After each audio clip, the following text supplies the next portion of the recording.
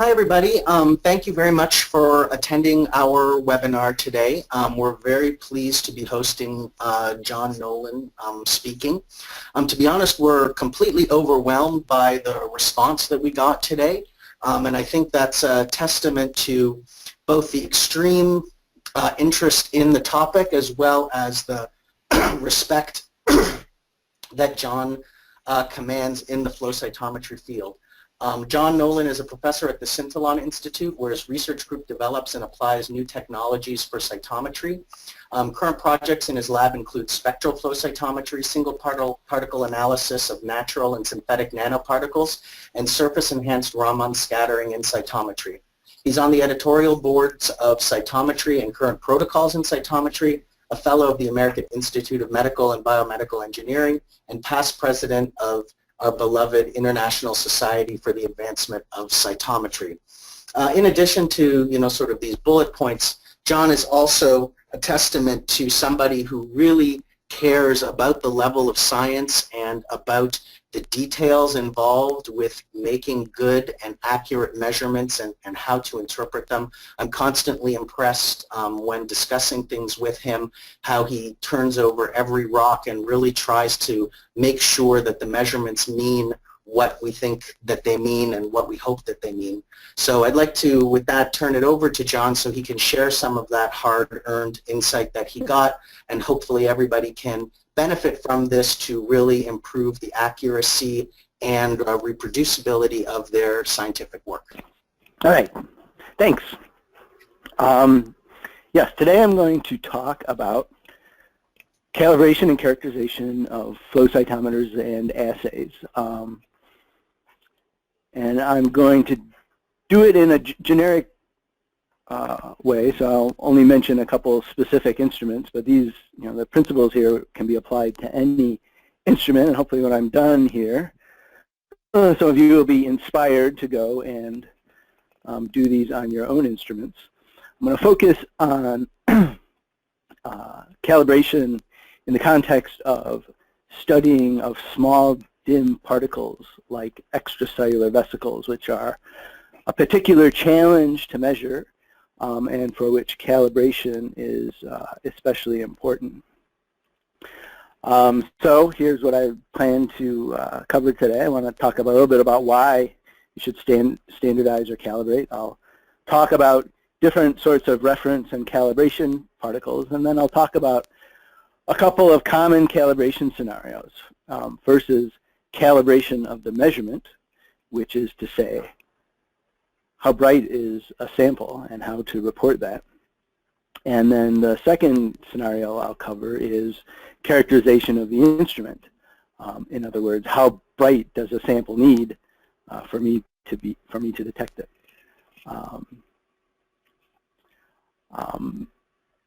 Nothing I'm going to talk about here today is new. It's approaches to calibrate and standardize flow cytometry measurements have developed over decades, and there are lots of resources available. I'll point you specifically to a host of current protocols and cytometry units that cover various aspects of instrument and measurement calibration, and I'll refer to some of these as I go. I'll also refer to a scientific tutorial that Bob Hoffman gave a couple of years ago, which is still timely. It's available to view on Cyto University, which is ISAC's education site. So first of all, why calibrate? Calibration allows intensity to be reported in absolute units rather than just relative units, and if desired, can allow the molecular features of a sample to be characterized in terms of numbers of molecules per cell or other particle. When we calibrate, we enable ourselves to be able to compare measurements over time and also be able to compare measurements between labs. The optimal approach to calibration can be a little bit different depending on the reagents you're using and the applications, but there are some general principles that I hope to convey today. What might you want to calibrate? Sample flow rate is certainly something that's worth calibrating, so one can report particle concentrations and particles per unit volume. I'm not going to talk about that today. Particle size, extracting information about particle size from light scatter, which is tricky, or from pulse width, which is less tricky, as long as your particle is large relative to the size of the laser beam. But I'm not going to talk about that either today. What I talk about today is calibrating fluorescence intensity. Right? So the channel number that we see on the histograms and in our histogram statistics is an arbitrary measurement. It's a relative measurement. And I want to talk about converting that arbitrary measurement into an absolute scale, whether it's photons, number of fluorophores, or number of molecules. So this is applicable for all types of flow cytometry applications. When we're considering cell analysis, typically we have large cells, large for flow cytometry, so let's consider a 10 micron cell that might have surface markers, for example, at present at high, medium, or low abundances. And I've just arbitrarily taken, 5 different expression levels of our imaginary molecule. And if one calculates what the surface area of a 10 micron cell is and assumes some level of abundance, one can calculate a surface density of molecules on that particle. So typically when we make a measurement of antibody binding to a surface molecule, for example, we have binding of tens of thousands, hundreds of thousands, in the case of some cancer cell lines, upwards of 1 million receptor molecules you might want to detect. And often that's on an autofluorescence background, which for a cultured cell can be equivalent to 10,000 or so fluorescein molecules. So we've got bright signals on top of bright autofluorescence. In blood, cell autofluorescence can vary depending on the cell type, but often sensitivity is limited by the autofluorescence background that's present on your cell of interest. So lately we and lots of others have been interested in measuring the extracellular vesicles that are released from cells. This is a growing and very interesting field, but it presents some analytical challenges for people who want to take advantage of flow cytometers' multi-parameter measurement capability in order to measure these small, dim particles. And just how small and how dim is illustrated here. So there's a few different ways to measure the size distribution of extracellular vesicles, non-flow cytometric methods. In the upper right here, we have a nanoparticle tracking analysis histogram showing the diameter distribution of a typical vesicle population. They typically have a median or peak diameter of 100 or 120 nanometers, but they can range from 80 or less up to several hundred. And there are reports of vesicles being released from cells that are even much larger than that. But the vast majority of vesicles that are found in fluid like plasma or CSF or other biofluids have this sort of size distribution. And if we do some simple math to calculate how many receptor molecules are going to be on these vesicles, assuming that the surface density is the same as on the cell from which it's released, you can see that there's not very many. Even for a very high abundant surface marker, present at 500,000 per copy on the cell of origin, By the time you get down to 120 nanometer vesicle, you may only have 100 molecules there to detect. So this challenges the sensitivity of conventional commercial instruments. And if you're interested in a medium abundance molecule or a low abundance molecule, which may be very important functionally, you may only have 10 or less molecules on a vesicle of this size. So it really raises the bar or lowers the bar for detection sensitivity. And I'll try to make the point that it's really important to calibrate your fluorescence intensity axes in absolute units. Let me spend a little bit of time talking about the types of reference or standard particles.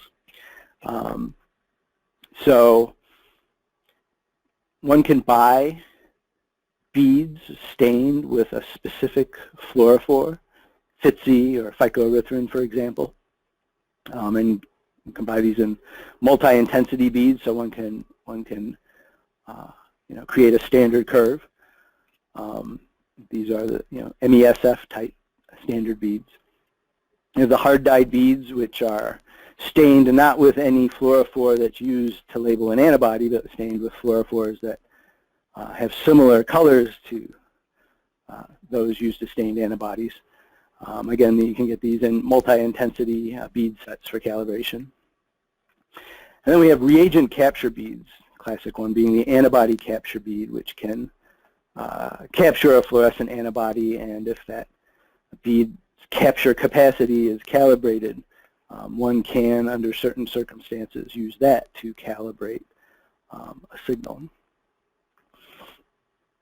So how do we use these to answer the question of how bright are my cells or other particles? I mentioned we want to report the data not in relative fluorescence channel number units, but in some absolute unit of intensity that can be externally traced. And since these are fluorescent optical signals, photons is ultimately the unit of intensity from a physical standpoint, but that's actually not always so useful in practice for a biological experiment. More useful are units such as molecules of equivalent soluble fluorochromes, or MESF, or under development is a sort of a more general approach, potentially more general approach that just talks about equivalent reference fluorochromes generally. So let me talk about how these MESF type beads are made and calibrated. So it starts with an absorbance calibrated solution of fluorochrome. So classic case is fluorescein. The extinction coefficient of fluorescein is no, so if one has a well-tuned spectrophotometer, one can, with high accuracy, determine the concentration of fluorescein in a cuvette. One can then take that absorbance calibrated cuvette of fluorescein over to a spectrofluorimeter and measure its fluorescence intensity. And then one can fill a cuvette with a solution of fluorescently stained beads and measure the fluorescence of that bead suspension. And then if one determines with care and accuracy the concentration of beads that was in that cuvette, one can come up with an estimate of the mean equivalent soluble fluoresceins per bead, right? So this is the way MESF is calibrated to an external standard. Then you can take those calibrated beads into your flow cytometer and with confidence know how bright the bead is. So here's an example. You can buy these MESF calibration beads from a couple places. Bangs Labs in Indiana sells these for FITC and PE and for a few other fluorochromes. BD Biosciences also sells PE called Quantibright beads, and Occasionally, they've also sold a FACSCalibur product as well. But one would run these calibrated beads on the instrument and then do linear regression to calculate the slope, which is MESFs per MFI. And a classic way to do this is on on a spreadsheet. And here comes the first de novo software plug.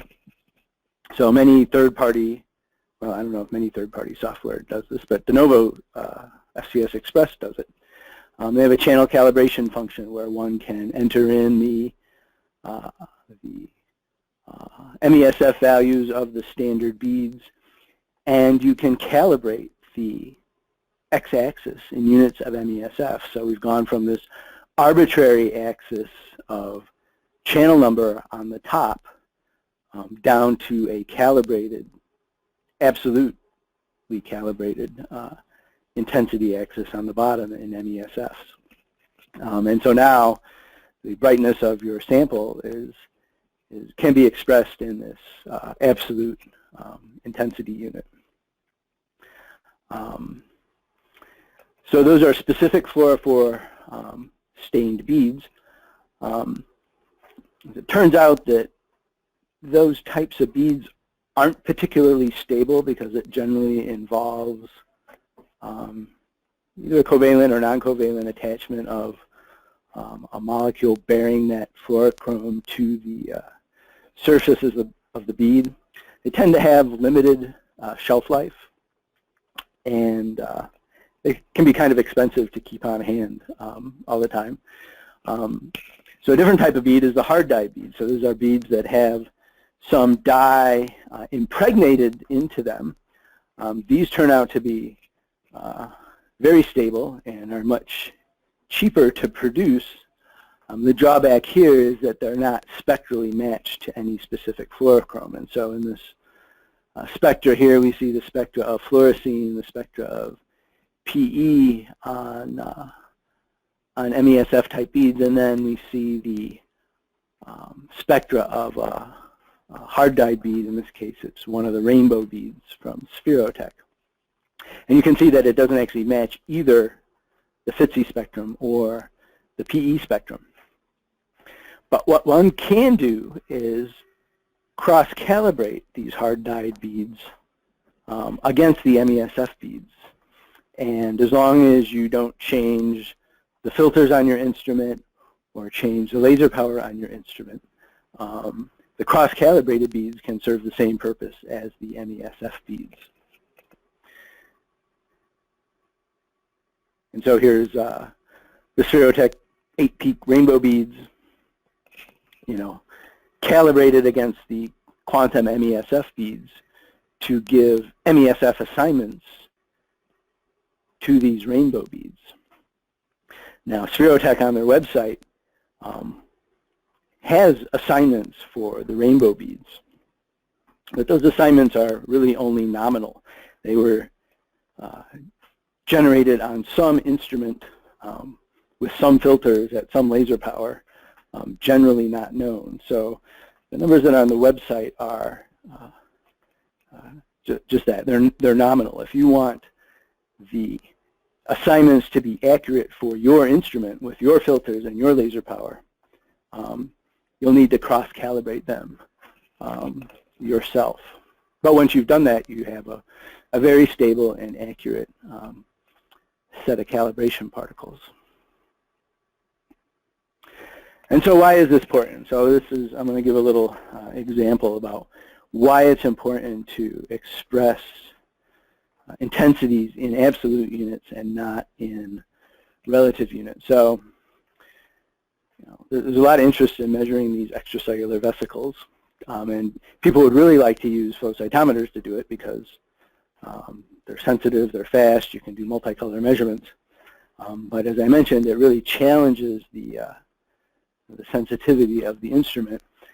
And if one's not careful about how one approaches this, you can get fooled, and one way to avoid getting fooled is to do calibration.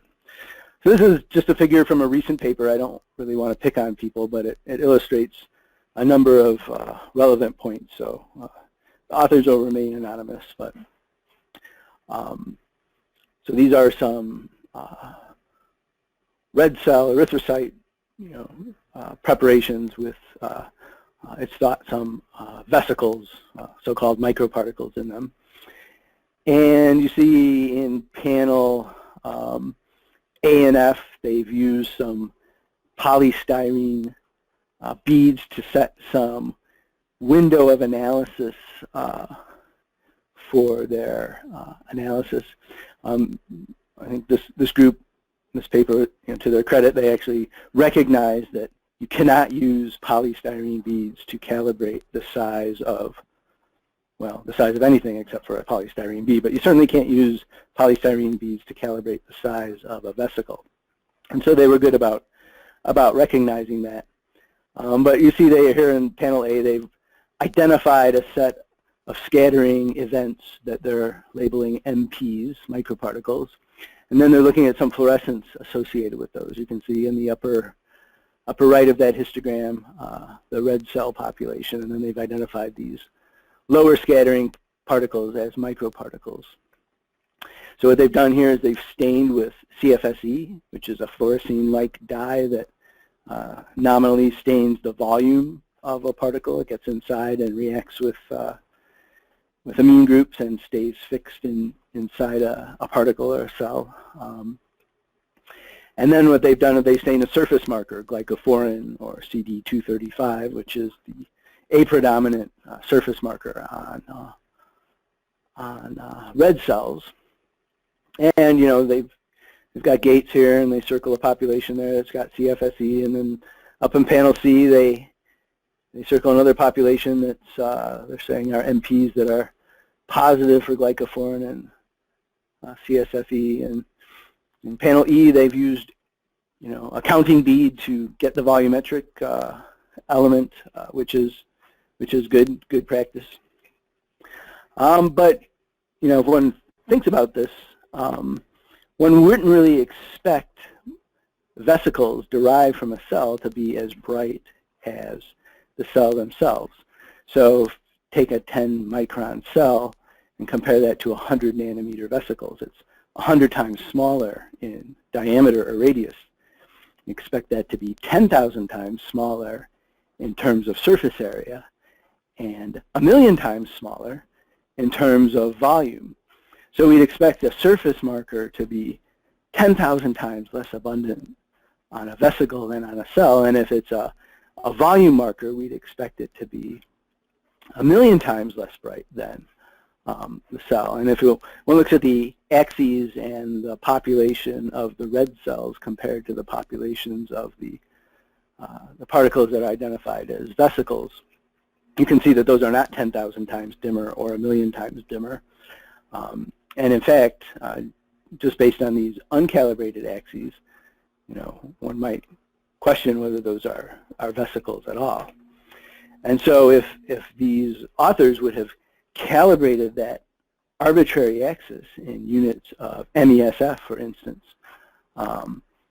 it might have made them think twice and ask themselves some questions about whether it made sense that their suspected vesicle population was nearly as bright as the intact cell population. So that's just an example. And if one does calibration, one can avoid having people ask questions about your paper like that. So it really comes down to how bright are cells and particles. So this is some data from my lab, which is some measurements of a vesicle. Oops.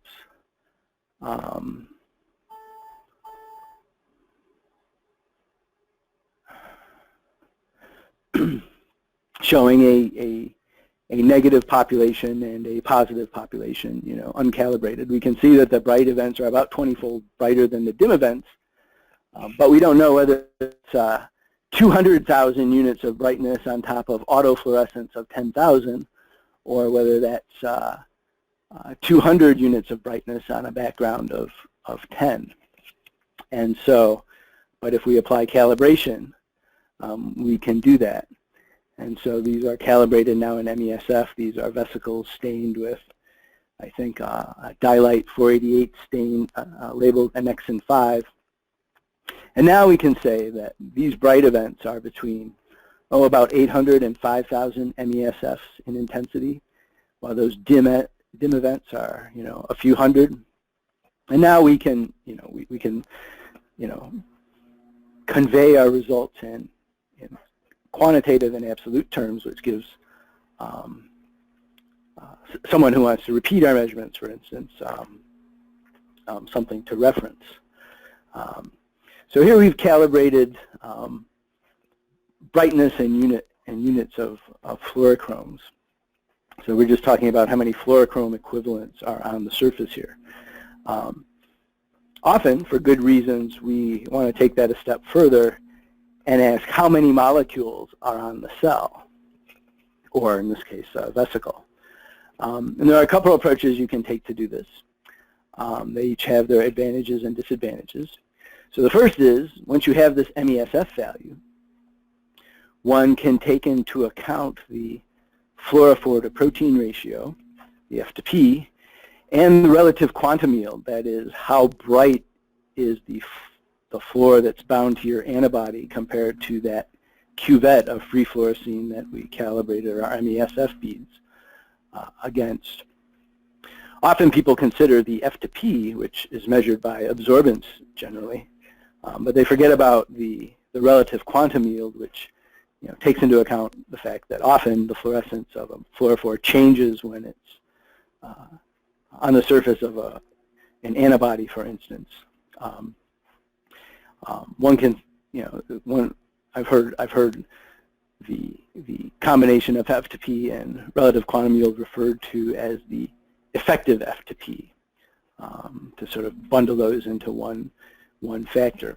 But once one accounts for those, one can then talk with some confidence about how many antibody molecules are bound to a cell. And then one only has to worry about the ambiguity of the fact that immunoglobulins are bivalent and each may be binding to 2 antigens. So by getting to antibodies per cell, one's within a factor of 2 of what the real antigen abundance might be, or if one uses a Fab fragment or other monovalent antibody preparation, one can get that more directly. So this can be very accurate, and it'll work for any fluorescent ligand, an antibody, a peptide, an annexin.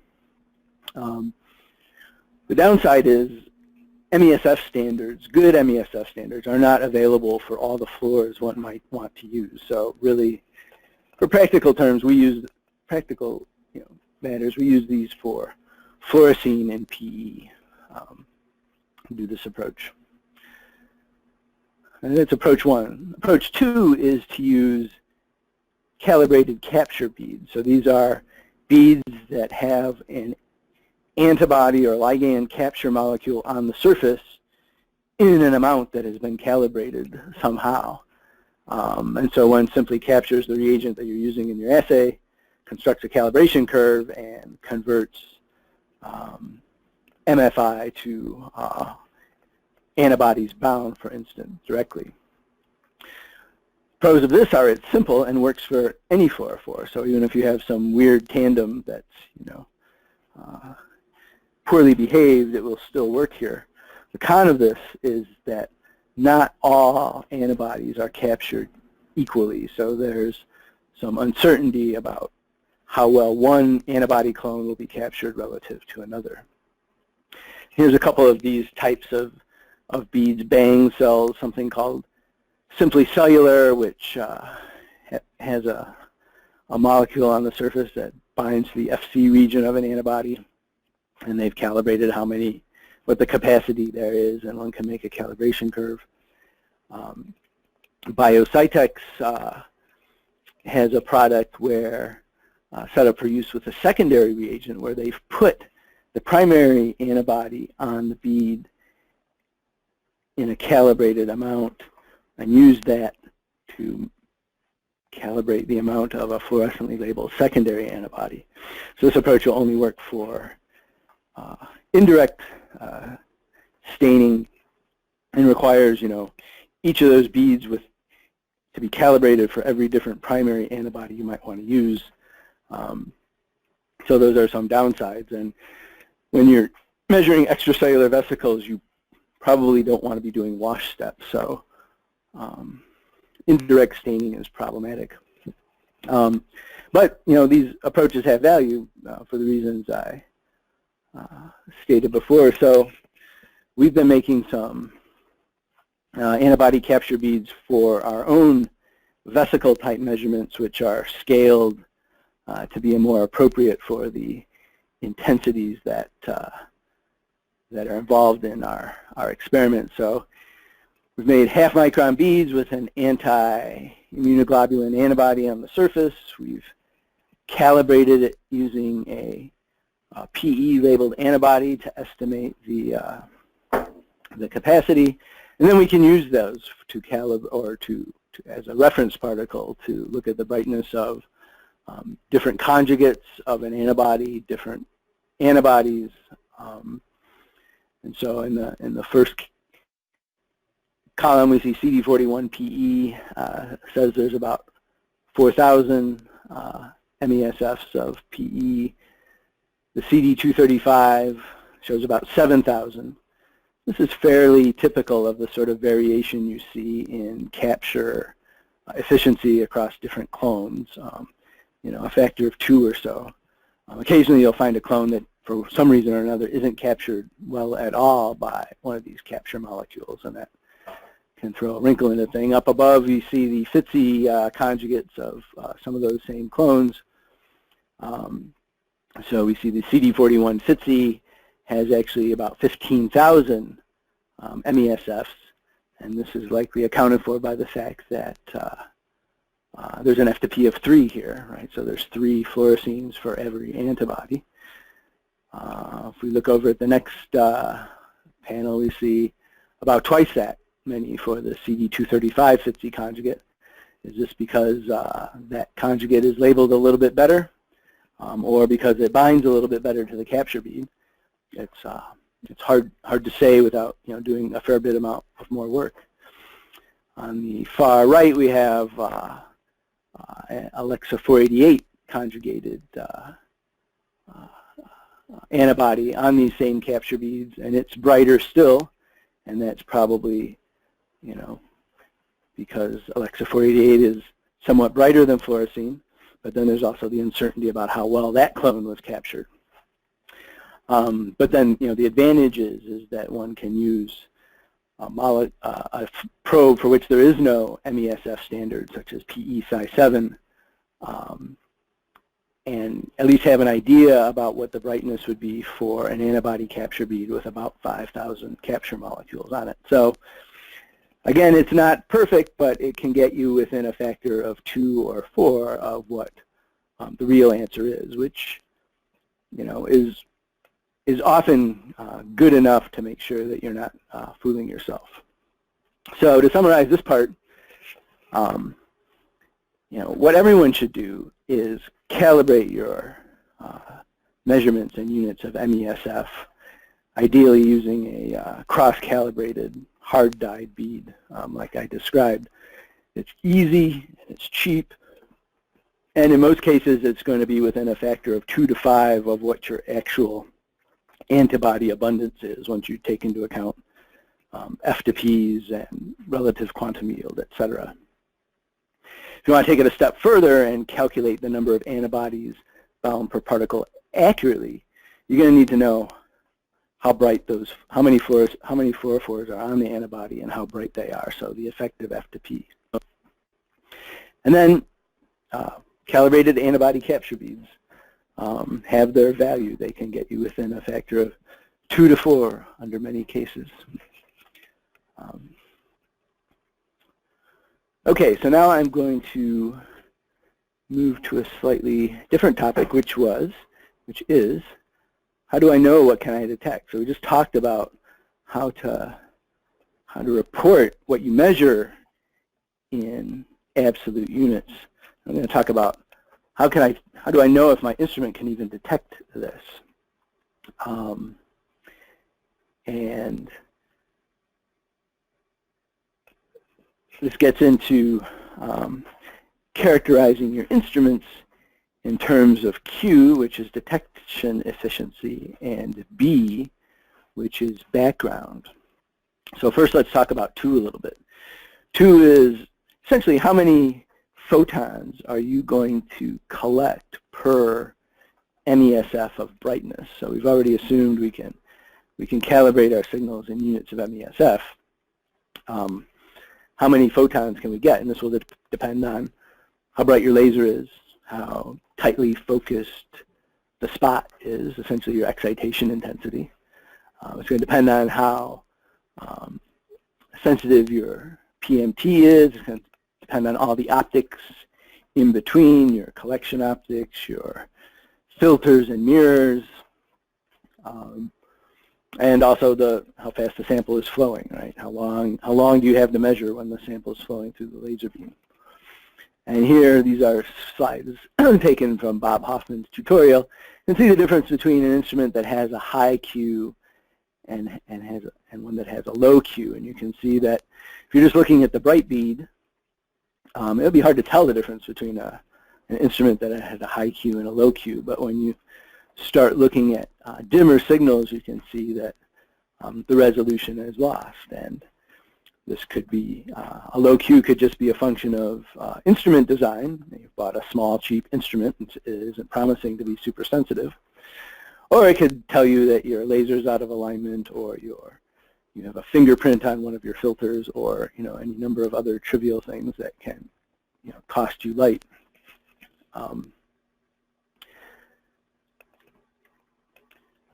Historically, the way to measure Q and B in a cytometer is using beads which have different intensities, and this takes advantage of the physical principle that light detection, photon detection, is a Poisson process statistically. So the variance in the brightness of a signal that's measured is the square root of that signal over the signal intensity.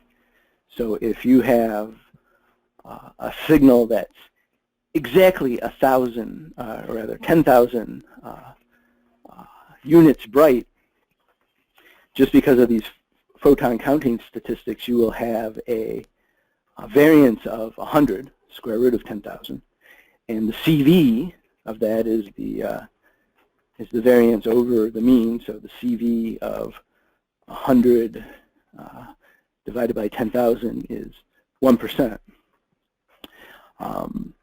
If you have a dim signal, say it's only 100 photons, your variance will be 10 photons and your CV will be 10%. And so Harold Steen recognized a couple decades ago that one could use this broadening of the distributions as intensity decreases to estimate the number of photons that are actually being detected. And that is really the heart of the Q measurement. So one would take a multi-intensity bead set and plot the variance, or the CV, as a function of intensity. One can get into the derivation of these relationships in some of the references I cited at the beginning and we'll put up at the end. But essentially it involves plotting the intensity versus the square of the standard deviation, and one can calculate Q from the slope and can calculate B from the intercept of that relationship. So if you look at Bob Hoffman's Current Protocols in Cytometry article, he's got a nice appendix there that describes how to set this math up in a spreadsheet. And it's a useful exercise for anyone who wants to understand their instrument better. So we sought to apply these principles to the study of these small dim particles because we knew we were going to be challenged with sensitivity, and we wanted to have an idea before we started doing our measurements, could we even detect these? So the paper that was published late last year, We basically built a homemade flow cytometer that was sort of built for sensitivity. See the reference there. We measured Q and B, and we calculated a figure of merit referred to as the resolution threshold, which can be thought of as the limit of detection. It's the it's sort of the dimmest signal that one could detect with, say, 95 or 99% confidence. And for this instrument we built, it was about 240 MESFs of intensity, and so that gave us an idea about what our limit of detection was. The other nice thing about Q and B is one can use it to predict the performance of an instrument. So for this version of the instrument, we were using some small dim beads. These were 110 nanometer Nile red beads that really couldn't be detected by light scatter, but we could just detect the fluorescence. When we tried to estimate the intensity of them, we found that they're about 150 MESFs of PE. There's a larger bead, a half micron Nile red bead, that has about 5,000 PE equivalents of fluorescence. But anyway, what we could do is we could use knowledge of Q and B and estimate what the resolution of this dim bead would be from the background. And that's in the upper right. In the lower right is the actual data from this instrument, or a version of it, showing pretty good concordance between theory and experiment. So this is very useful for when you're trying to measure very dim signals.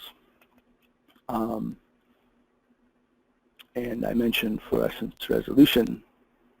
So let's just work this exercise through for a couple of different instruments, and these are basic. These are instruments that we characterized in that paper I referred to. So I mentioned that this was traditionally done using multi-intensity beads. Beads actually have a couple of drawbacks. One is that the staining of the beads is not always entirely uniform, and there's always some intrinsic CV to the beads that can be hard to assess or account for accurately. More reliable are flashes from an LED, which can have a very narrow variability, but broaden nicely when intensity decreases. So with experiments here, I'm going to talk about using LED measurements instead of beads. But for this FACSCalibur, we can measure the LED flashes upper left, and use that to calibrate our scale in photoelectrons. So we've gone from fluorescence channel number to photoelectrons, and you can see that our background signal there is about 1 photon, and our LED flashes vary from, say, 20 up to close to 1,000 photons. So we've got the axis calibrated in photons. That's interesting and useful for some purposes, but as I mentioned, we often want to know about a unit like MESF, so we can relate it to our antibodies or other reagents. And so we use a calibration bead. This is the dimmest bead from the Bangs MESF FITC set. That gives us our FITC calibration in units per channel. Also lets us estimate our background. And so with Q and B in hand, we can calculate the resolution limit for the FACSCalibur in the FITC channel. And it comes out to just a little under 2,000 molecules of fluorescein. So this is sort of the lowest amount of fluorescein that we can detect with 99% confidence. And as I mentioned at the top, we want to detect signals that might be 100 or less antigens.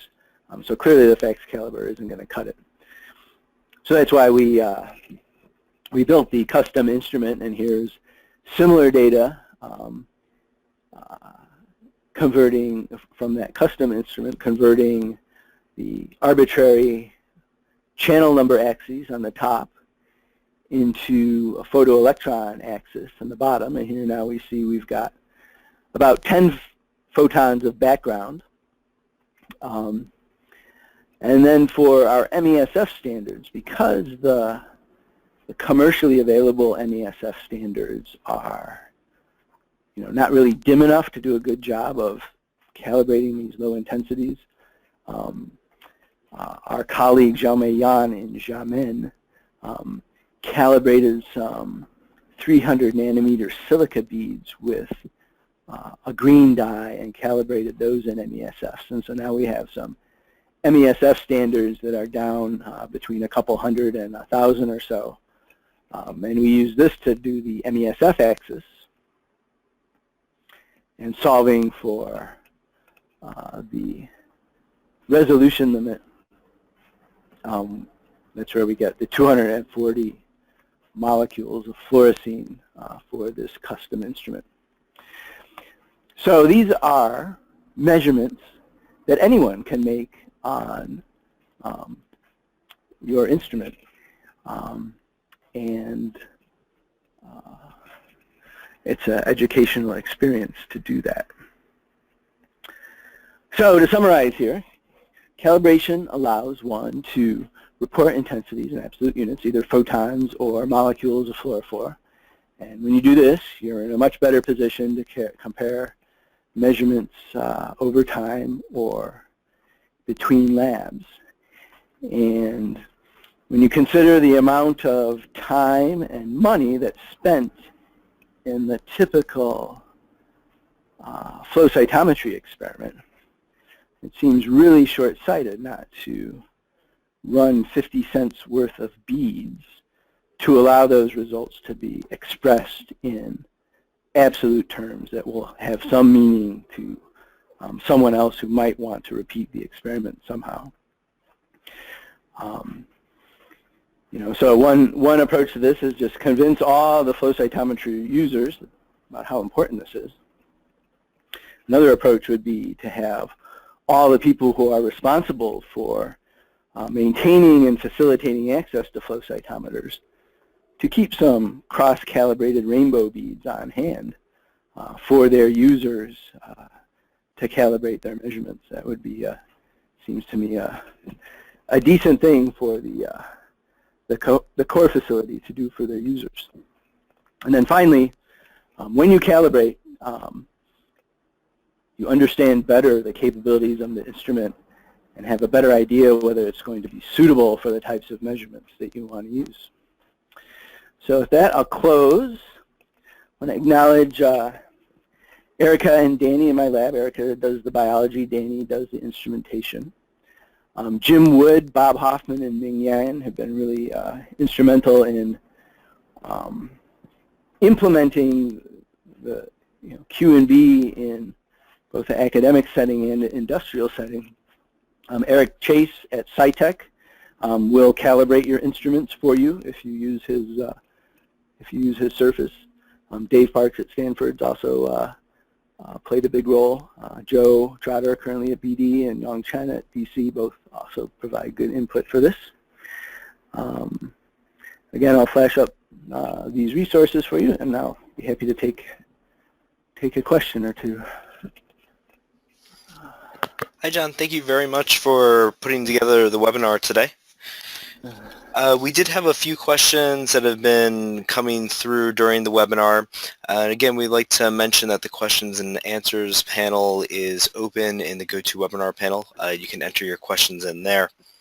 One of the questions that came through, I was hoping maybe you could comment on it, was what about calibration based on LED pulses? And is it a better strategy to get standardization of scale between instruments using that?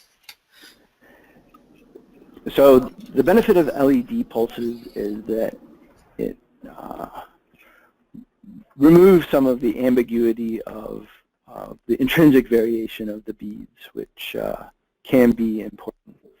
And the beads are very useful because they're really easy, and there are some ways to account for that that variability. But if one has the technical expertise to put together or buy and use an LED pulsar, it's probably the way of the future. I think there's just recently one become commercially available that is, being marketed especially for this purpose.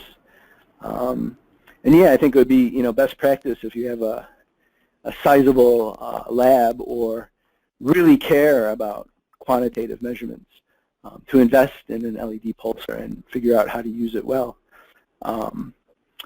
In the meantime, beads will do a pretty good job. Great, and we just had another question come in, and the question is, how would you suggest flow cores incorporate the information you presented here today in their QA/QC programs? So what we're talking about is calibrating a measurement, any MFI measurement, fluorescence channel axis, in some absolute referenceable unit. And the easiest way to do it, although it's not perfect, is to report MESFs. MESFs doesn't account for F to Ps of antibodies or some of the other things I talked about that can vary between antibodies. But as I mentioned, it probably gets you within a factor of 2 to 5 of the real answer, which is a lot better than not having any idea of what your absolute intensity is. And so my recommendation would be that everyone a set of MESF standard beads once a year and calibrate a batch of multi-intensity hard dye beads like the rainbow beads, or there are others. I think Thermo sells a set as well. And once that's done, assuming you don't monkey with your instrument and change filters and laser power, that cross-calibrated bead set will serve that purpose. And I think it'd be great if core labs would just build that into their budget and always have a rack of tubes with calibrated, cross-calibrated beads in the fridge for the users to use and to encourage them to use it. Great, and we also had quite a few questions coming in about your thoughts on calibrating for size and scatter. Could you comment on that for us? It's a really hard problem.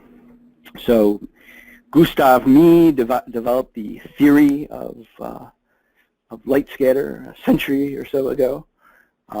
It can be described very well mathematically. It's known that light scatter intensity depends on wavelength of illumination, power of illumination, angle of scatter measurement, refractive index of the medium or buffer, refractive index of the particle. And one can, theoretically calculate size very accurately. Practically, it's hard to measure a lot of those things. Often the angle of collection isn't well characterized, and it certainly varies between different models of flow cytometers. And probably the biggest variability, though, is the refractive index of the sample you're measuring. And knowing with confidence what the refractive index of extracellular vesicle is problematic, and it probably varies, unfortunately. So using light scatter to measure absolute size is a tricky business. For large particles, using the pulse width measurement can actually get a fairly accurate estimate of particle size. But for particles that are smaller than the wavelength of light, it's hard. Great, and I think we just have one last question here that came through, and it's about optimizing voltages, and is that affecting calibration curves?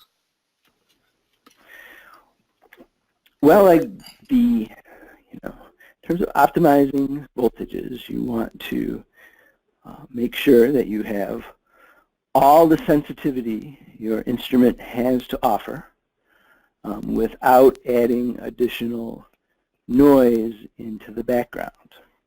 And so there's a couple of protocols for how to do that, looking at the CV of the electronic background in an instrument as a electronic and optical background in an instrument as a function of PMT voltage. And when one titrates PMT voltage, it becomes pretty apparent where the point of diminishing returns are, and you really don't gain any sensitivity in real terms by turning up the PMT beyond that. Of course, if you've got your instrument set at the optimal PMT voltages and your sample is too bright, you have to turn down the voltage to keep them on scale. But I think it's about that simple. And then, of course, you need to run your calibration particles at the same voltages and other instrument conditions as you ran your unknown samples. So yes, calibration will definitely vary. The calibration will vary with laser power or PMT voltage. Okay.